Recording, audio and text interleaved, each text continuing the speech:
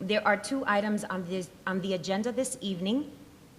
Please note that this hearing is being recorded to comply with the public law for transparency. It will be available for viewing on the Borough Presidents website, brooklyn_usa.org. Web viewers may submit timely comments to Ask Eric at brooklynbp.nyc.gov for Borough President Adams' consideration. Please call the item and let us begin. 140278 HAK 140277 ZSK. Thank you.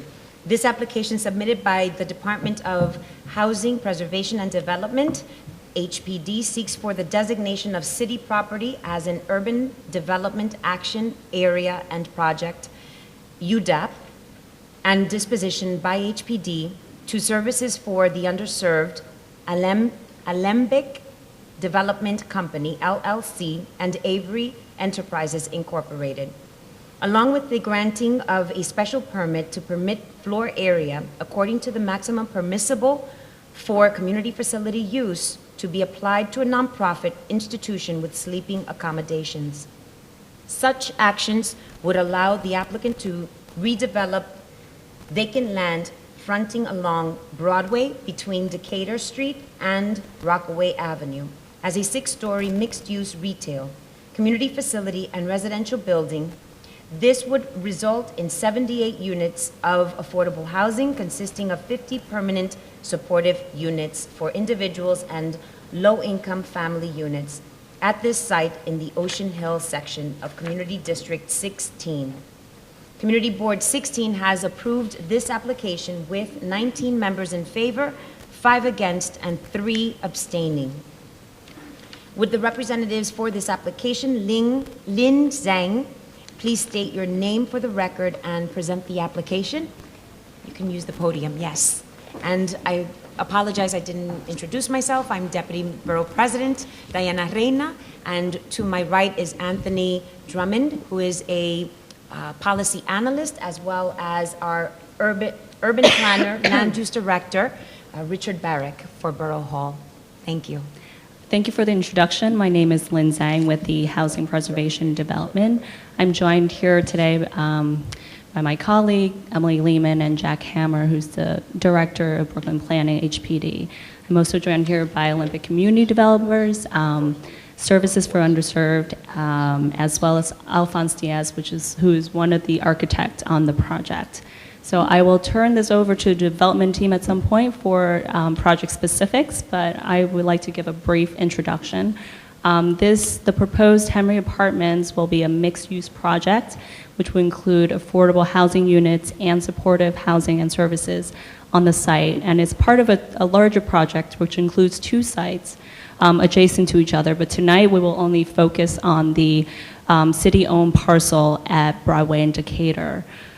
So as you know, we believe this project would improve the area with ground floor retail and bring much needed affordable housing to the community, as well as services to a supported population. So with that said, HPD also gave a design approval of the project, and want to also echo again that the community board gave a favorable approval of the project earlier last month. So I guess now I would like to turn this over to the development team to talk to you about the specifics of the project.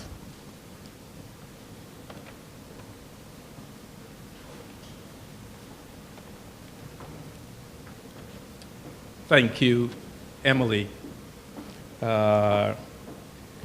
It's our pleasure, Madam Deputy Borough President, longtime friend and someone that's noted for a commitment to housing affordability. It's our pleasure to be able to address you this afternoon on behalf of the development team from the Henry Apartments. Actually, it's a site that you'd be quite familiar with, just up the street from your former district office there on Broadway. So we're just pleased now to present to you in summary details the information with regards to the Henry Apartments. First and foremost, we would like to just state in terms of, for the public interest, we believe we have an outstanding team of partners that make up this particular project, which makes it one that deserves community commendation. We have with us this evening the principal from the Olympic Community Development Corporation, Mr. Ben Wonke. We have his co-partner from the community, Mr. Stan Henry. Then we have our other partners from the community services for the underserved. The chief of staff, we have Ms. Judith Jackson, and we have Wanda, I'm forgetting the last name, Wanda, who handles social services. So together we make up the team. Mm-hmm. We believe if you were to just visit either those websites, either the Olympic Community Development Corporation or SUS, you'll find that they have an outstanding track record in terms of the contributions that they make relative to community development. Notwithstanding the fact that, as already been mentioned by our HPD, Community Board 16 did give us a favorable response, and that's after a number of starts. But we felt that together, what we illustrated to the community was that we were willing to be partners in shaping a project that would be of enormous value to the men, women, children that make up Community Board 16. Now I just want to speak a little bit of the project specifics for the record. As mentioned, there are two sites, but we are focusing on the city-owned site. And the city-owned site is approximately 20,000 square feet. And right now it's presently a vacant site. There we propose the development of 79 dwelling units. And with the community efforts, we have already committed ourselves to 6 3-bedroom units, 21 2-bedroom units, including the supers unit, 15 1-bedroom units, and 37 studio units. Additionally, there would be 4,500 square feet of commercial space and 2,500 square feet of office and community space, and approximately 9,000 square feet of outdoor recreation space, as well as a green roof. One comment that I think is worth mentioning at this point in time is the fact that the partners have committed to making sure that this project is indeed affordable in the broadest sense of the word. And given the opportunity, our principal will be prepared to answer any questions relative to that all-important consideration, what makes this an outstanding and an affordable project for our community. In terms of the financing on this particular project, we say that right now the budget for the entire project is about $53 million.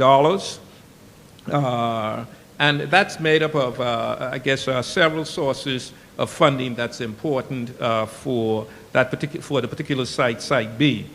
There is housing tax credits that are part of the funding. There's funding coming via HDC in terms of a first mortgage. Then there are subsidies coming from HPD. We also anticipate that SUS will be will benefit from the availability of funds from HAP. So overall, we believe we'll be able to achieve the kind of affordability that would make this definitely an outstanding project. With regards to the details of the project, that is the design-specific projects, we do have present Mr. Alphonse Diaz, and Alphonse will come at this point in time to present the technical details in terms of design development. Hello. Thank you for the opportunity to present our design. Our design is a 6-story masonry building. If you look at the site plan right here, you see it's essentially a rectangular building sitting on a very irregular site. The long side is facing Broadway, which is the commercial street, and we have commercial spaces there. On the opposite side is the residential entry. Due to the shape of the lot, the backside of the building, what would normally be the backside of the building, looks like the front. It's largely exposed to the residential street side, so the residential entry will not seem like a back door. The backyard is landscaped. There's a variety of quiet and active spaces there, including urban farming, which is part of the SUS program with their tenants. What they grow there is prepared at the warming kitchen and could be sold at farmers markets. Also, around the perimeter, there's street trees, except for along Broadway, where the train tracks prohibit us from planting them there. The entry procedure is through a gate here at the sidewalk, a security desk in the lobby about here has 24-hour security. The tenants are brought in, they walk under a trellis through the landscape garden and enter the building there. The rendering of the building is in the middle, and you can see that's the Broadway facade. There are commercial spaces on the first floor. Generally speaking, this is a very traditional design using traditional building elements to conform in a way to the local neighborhood, which is predominantly traditional older buildings. We have a stone band and coins and cast stone lintels and sills, and also a projecting cornice up at the top. That gives a very brief description of our building. On the inside, we also have we have the 24-hour security desk and lobby. We have a recreation room with a warming kitchen, which opens out to the backyard. There's a social service suite, as was mentioned, in the cellar with counseling rooms, computer resource room in the cellar, tenant laundry, and bicycle parking. And bicycles. Bicycle parking.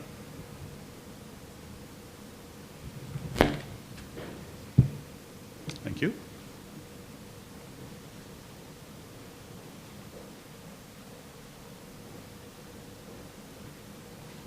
I just wanted to summarize, Madam Deputy Borough President, again, for the team, the Olympic Community Development Corporation has a significant track record in terms of its partnerships across the city of New York. When you look at the services for the underserved, it too has more than a 30-year history of significant services being provided to the borough of Brooklyn. And when you consider the fact that Stan Henry has been in the community for more than 40 years, we believe that the Henry Apartments is poised and positioned to be, at the end of the day, something that we can learn many lessons from. And we thank you for this opportunity. Thank you very much. I do have some questions. I wanted to understand, first of all, this is a housing development that is in two bordering council districts and two community boards, Community Board 16 and Community Board 4. Community Board 4 represented by Councilmember Rafael Espinal and Darlene Neely representing Community Board 16, correct? I believe it's only Community Board 16. Okay.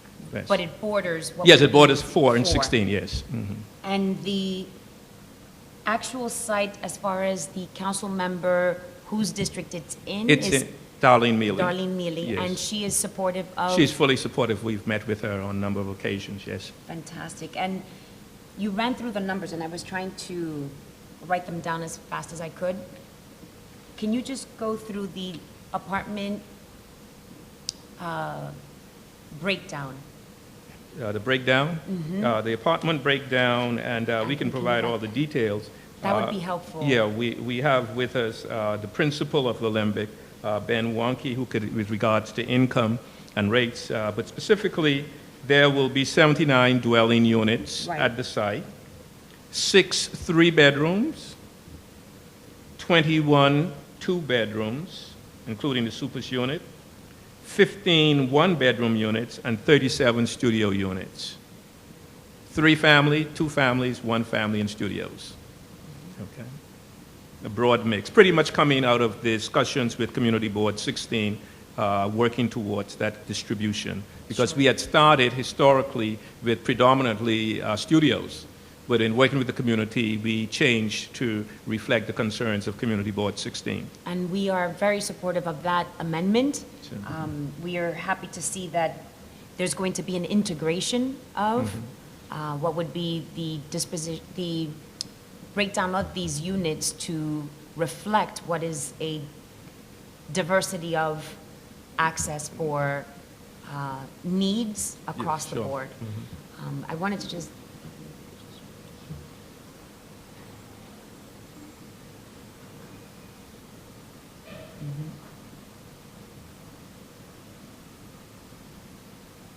so that it's about a 50-50 breakdown.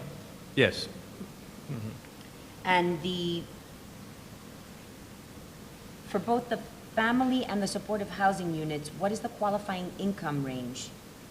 The qualifying income range, I'm going to ask Ben to address that specifically. Ben, you want to address the income question? Yes, please, Ben. So the income range for all of the apartments is 50% of area median income. So the actual, I'm going to ask one of my colleagues with better eyes to tell you what the actual incomes are, but they're all truly affordable. And if you could just state your name when you... My name is Emily Lehman. I'm the project manager at HPD in the Division of Special Needs Housing. So this project, all of the units for tenants, 78 units in the site, will have project-based vouchers. To be eligible for a project-based Section 8 voucher, you have to have a maximum income of 50% AMI. Tenants would be paying 30% of their income towards rent.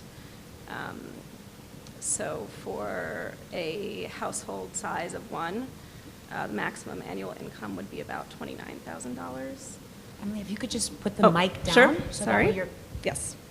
For family of For one. a household of one, maximum annual income at 50% AMI would be about $29,000. For a household size of two, at 50% AMI, maximum annual income would be about $33,600.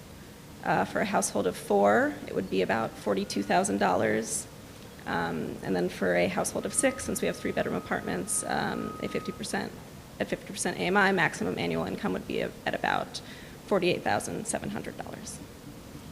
And also the range, so the minimum incomes, except for those with the vouchers? So there are no minimum incomes. And the affordability of these units are in perpetuity, or because it's Section 8, if the individual household moves, does the voucher go with the family? So these are project-based vouchers, so they stay with the project. If a tenant moves from the building, they will leave with a voucher, but there will be a voucher remaining at the site for a new family to move in. So the affordable units are in perpetuity? The affordable units will remain affordable for the length of our regulatory agreement. Which is So HPD's typical regulatory agreement. on this specific project? So that is still under discussion with the development team. HPD typically will, our standard is a 30-year regulatory agreement. And we've seen how fast that goes. Right, so however, they're open to extended affordability. I don't know if you want to. Sure. Our partners, Stan Henry and SUS, are very interested in long-term affordability, as are we. And where we have the option to have extended affordability in our projects, we have taken that. And we would expect to do that here as well. Fantastic. And we appreciate those discussions to be ongoing and HPD to be supportive of your gesture of being a willing private entity wanting to do that in the beginning of such a structured, restrictive, I forgot the term that you just used. Regulatory agreement? Thank you. Regulatory agreement. Right. You're paying attention, Ben. Yeah. The regulatory agreement, and just having been exposed to many structured deals 30, 40 years ago. I was that 24 just days ago. Suddenly it's 30 years later, so. Absolutely. So the years do go by very quickly. So we want to make sure that this affordability, as far as this project is concerned on this site, continues to be one that the community is going to be able to see coming through for generations to come. And I also wanted to just ask, what type of supportive services would be provided on site? Clearly, there's been concern that this particular commercial corridor has become a primary site for supportive housing, transitional homeless shelters, and it's very difficult to understand how is it that one particular commercial corridor becomes the epicenter for such development, and whether or not HPD is mindful of those particular planning. Okay. Wanda Lopez from SUS can come and address that. Wanda?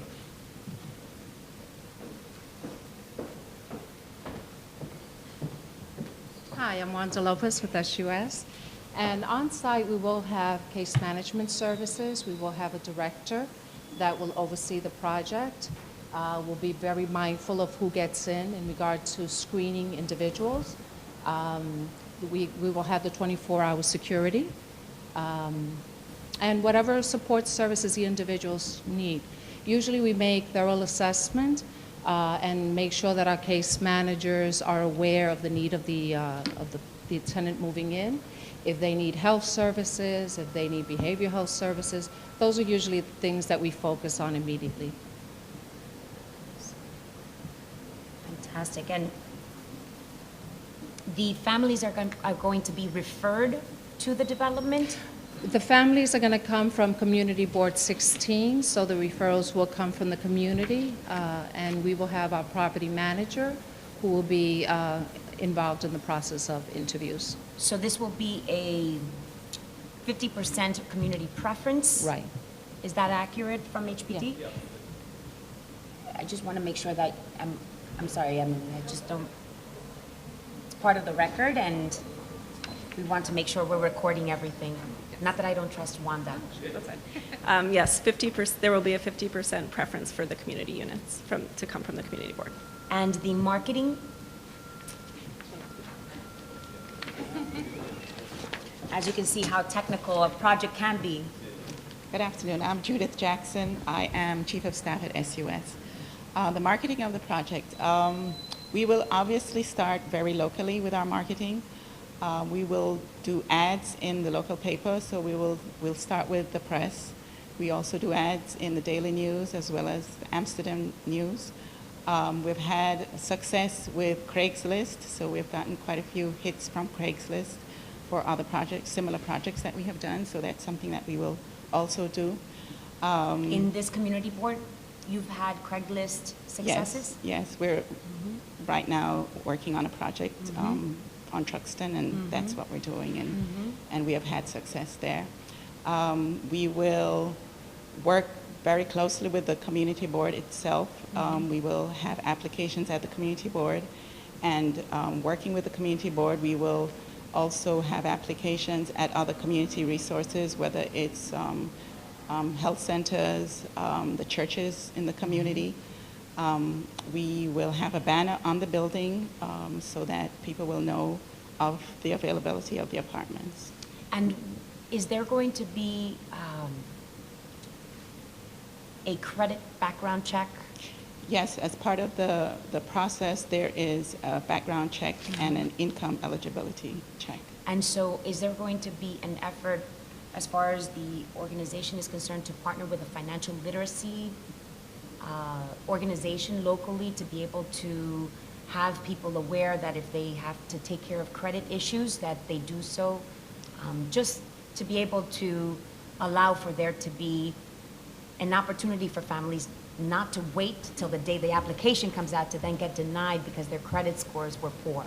That is something that, yes, we would be very open to, and again, working with the resources in the community, we would make sure that that is done. I appreciate that very much. And as far as the marketing is concerned, HPD right now has an online application where people are encouraged to go online and less applications mailed out to families. Is that correct? That I'm not sure about. I'll have to get back to you Okay. with more information on that. Okay, and I just want to make sure that we're not exclusive to an online approach, because it has been my experience in the last few rounds of housing development projects where online was the only choice, and it has been a problem for families. And it discriminates against families who don't have access to online or knowledge of online capacity. And so we want to make sure that a project like this does not become a hindrance to families who need it most. Well, again, our practice has been working with the community board. We Oh, leave applications I'm at the sure community your board. practices are great. It's just, this is part of what HPD has implemented recently. I can follow up on this. I appreciate specifically, that. Thank you very much. And also, in terms of the supportive population, how different or consistent would the marketing be to solicit for those apartments? With the supported housing, what we do is we reach out to the local shelters and individuals, different clinics and that are in the community, and we notify them of the availability of the housing and recommend that they submit their housing referral application to us. And so that's going to be a set-aside unit percentage, or? So there's a certain number of the studio apartments that are set aside for this, right. Only the studios? Only the studios apartments, yes.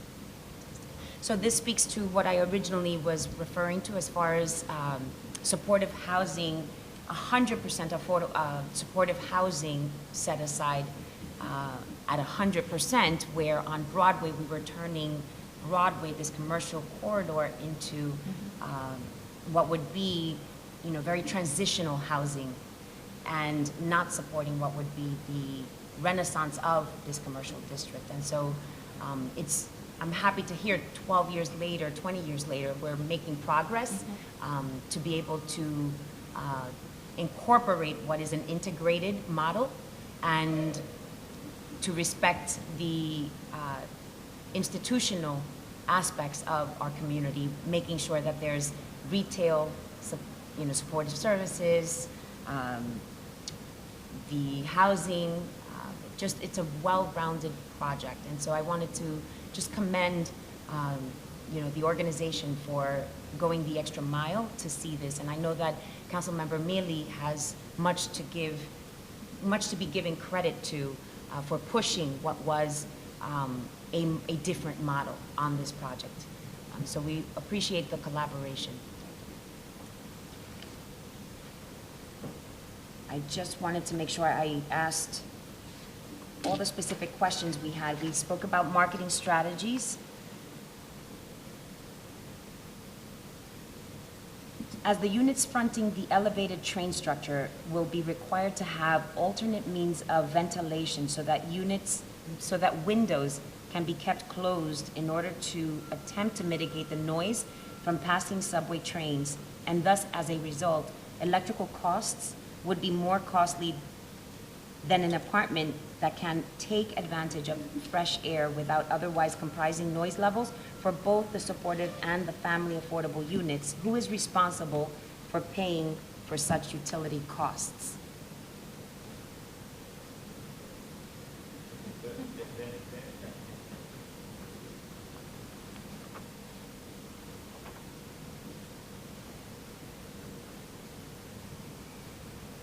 Incorporated into the contract rents is an allowance for electricity. So the actual rent that a tenant pays takes into account the electrical costs.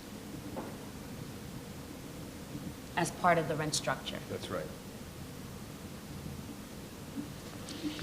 And what type of retail tenants do you expect to see as far as fielding? So for instance, I tried to, for years, get fresh produce and vegetables type of store like Trader Joe into Bushwick. And that became a challenge because we apparently didn't have the demographics they were looking for. Unfortunately, they did open what would be in the Woodhaven Boulevard area where Home Depot is.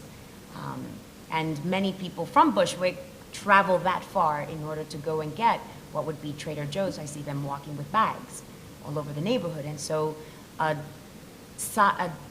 particular commercial space such as that one would require what would be no less than 10,000 square feet. And I understand that this is calling for 4,600 square feet of retail space. So I'd imagine that you're looking for smaller retail, local stores? We're working very closely. Stan Henry, our partner, was president of the local merchants association for a number of years. He's run a hardware store there for many years, and he's very aware of the commercial climate there. Both SUS and Alembic are at their core community development organizations, and we're very conscious of the need to get appropriate retail into that site. And we're going to be working very hard with the banking community and other commercial and retail entities in order to make it the best project possible. Do you have any interests from what would be brokers that you're working with on possible tenants? We are working with brokers. We're still far enough out that it's hard for them to really work with specific organizations or businesses right now. But they're confident that we'll be able to get quality tenants in there. And that's, as I say, important to us, both in terms of what can be offered there. Sure. We're also hoping that those businesses will be a partner to tenants in the building, so there'll be employment opportunities as well. Sure. And one of my biggest issues is the fact that we have a climate that we continue to create on Broadway for 99-cent stores. I expect that that would not be the case. I know that Mr. Henry has worked hard to continue to revitalize Broadway, and that is not the vision, to create what would be 99-cent stores as part of what would be the local economy. And so, you know, I'm not going to have that written into what would be the recommendations of, but I will hold you responsible for making sure that brokers are not going to convince you of leasing what would be to a 99-cent store. Please hold me to it. Thank you very much. And as far as maximizing job opportunities, you know, Borough President's policy for Brooklynites on local construction projects, we want to see or hear from Alembic's strategies for incorporating what would be Brooklyn-based contractors or MWBEs. If you could just speak to that to see what opportunities there will be and how do people get in touch. You know, will you be the contractor as well, or will you be hiring a construction company? I was an English major, so let's hope that I am not the contractor. We are talking with Brooklyn-based general contractors. We've partnered with Brooklyn-based contractors in the past. I live in Brooklyn. You know, we're all about Brooklyn. And with respect to MWBE, we're community development people, and we want to make sure that the job opportunities and the the income opportunities that a project like this creates are available to local people, local retailers, local subcontractors. Sure. It's important to us. It's certainly very important to Mr. Henry. And again, you can hold us to a high level. Absolutely, and we just want to make sure that as the project develops, and that there is a monitoring opportunity to understand the successes of your project. We want to make sure that we see the accountability at the end of outcomes. So it would be very helpful to understand, your successes, and we will make sure that we stay in touch to just help you along. If there's any part of the MWBE community trying to reach out to developers is part of the problem, and I don't know if HPD has such a program where MWBEs can connect with what would be the developers. I've never seen such a particular venue for that exclusive to HPD. I know that the city participates in what would be a procurement day where agencies are speaking to MWBEs, but not necessarily the developers themselves speaking to the MWBE community. And so that's something that I hope HPD will assist this project in understanding who is the MWBE community out there, so that there's valid conversations. Excellent. So, do you have any more questions? I want to thank everyone up here. I'm going to ask you to take a seat. I appreciate everyone's responses. And we are now going to ask for the two speakers who have signed up. I have Betty M. Colick Wallace, Chairperson of Community Board 16, present here today. Please, no, take the stand, as they say.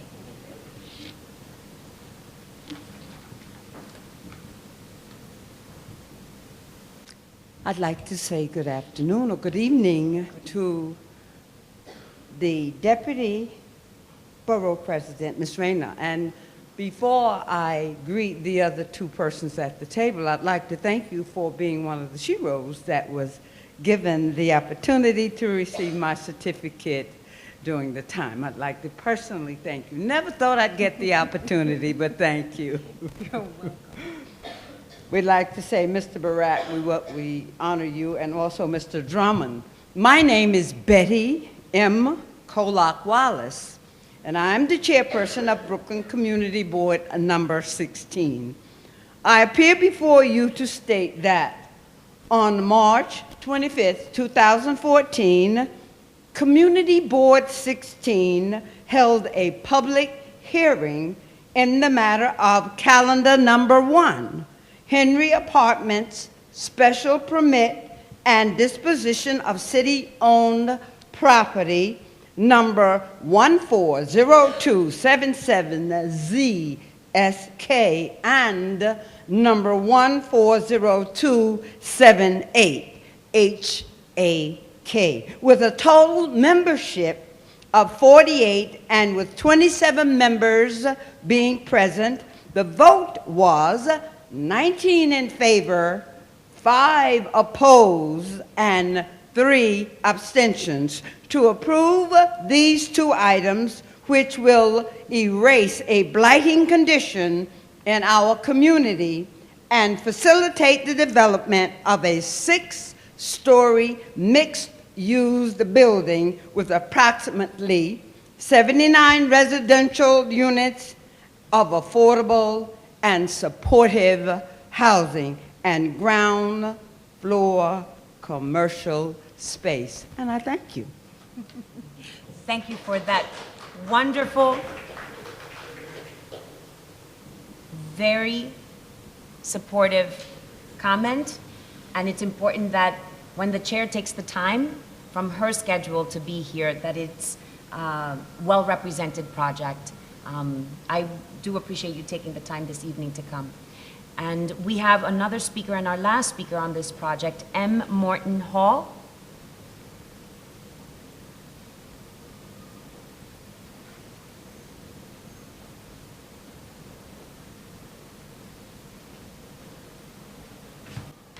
Good evening, ladies and gentlemen. Good evening. I'm the Honorable Diana Reyna. I've met you before in the past, and the two gentlemen who are members of the board. My concern for my community goes back many years to see the blight that took place on Broadway and throughout the community. I am not against affordable housing. I am for affordable housing. But one of the things I would not want to see occur is what is occurring in some of the developments of the past. I see there's a 30-year agreement, but there's nothing in writing. We see the tides of gentrification coming through our community. What security is going to be put in place for those who will dwell in those dwellings, who have been a part of the community, and the future generations who want to remain in our community? We have to protect those. You know, they mentioned the approval by the community board. And I think in watching and being there and paying attention, that if it was possible, Osama bin Laden was to come back, anything would get approved. I think there should be challenges. And there should be a community agreement to protect those in the community, to make sure that there's employment, to secure a living wage. You know, I did not hear any mention of the tenants that are going to dwell in your buildings. At the community board, you mentioned that there will be those who are mentally challenged. You know, that was not mentioned tonight. That's a glaring error. I think if you're submitting your presentation for approval, I think that should be mentioned, because why? In our community, I know, Deputy Borough President, you have been an advocate in your community, an advocate for right.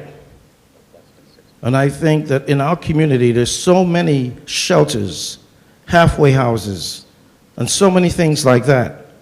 Even when they placed the men's shelter on Howard Avenue, the rise of crime, our community is impacted with all of these social services.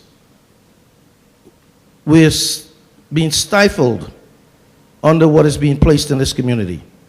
It's no wonder that the crime rate is so high, because of what is taking place.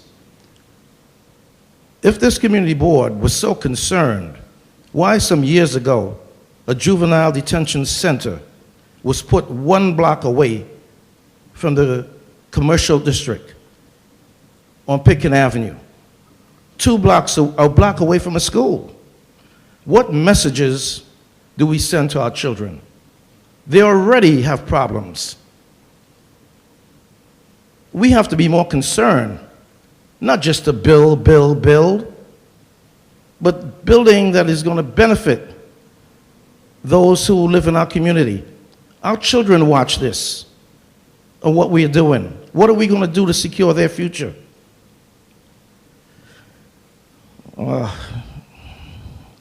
I've lived in that community for over 50 years.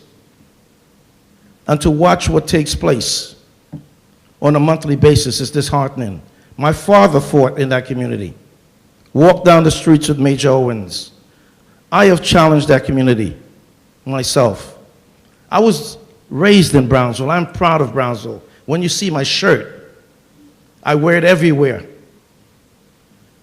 I am a product of Brownsville.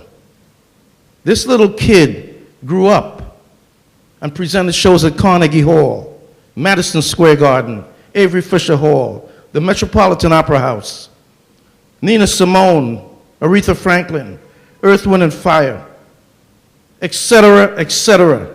They're other young kids. Give them positive things. Mr. Hall, I really appreciate what you're saying, and I'm not too sure if there is anything further related to the Henry Apartments. We have addressed what has been a project that has evolved over the years to a point where there were discussions that were negotiated to reflect the needs of the community. And so everything you have mentioned has been taken into account, and I don't take it lightly when I have asked the difficult questions to get the answers that protect what would be the interest of the residents of your community. And so I appreciate you taking the time to come here today, and we will continue to monitor this project to ensure that the people of Brownsville will be serviced and have the opportunity to be able to have units like this provide them with further progress. And so thank you for your words, the history you've given, and your continued advocacy for your community. One other thing. Mr. Hall, we have Okay. to, I have you. I appreciate that. Thank you very much. Thank you. The hearing on this matter is now closed. Thank you for participating in this public hearing. The Borough President will review the applications that we heard today and will soon submit his recommendations to the City Planning Commission. I would like to take this opportunity to remind you that both the City Planning Commission and the City Council will hold a public hearing on this item as well. The hearing is now adjourned. I would like to remind those viewing on the website that timely comments can be submitted by email to askeric@brooklynbp.nyc.gov. And that is just for viewers who may be watching so that everyone has the opportunity to submit comments. Thank you so much. Have a great evening, everyone.